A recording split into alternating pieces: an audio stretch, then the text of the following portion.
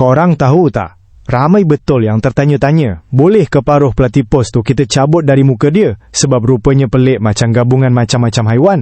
Sampai saintis dulu pun ingatkan ia cuma gurauan. Sebab macam paruh itik, ekor memerang dan badan mamalia kena jahit jadi satu.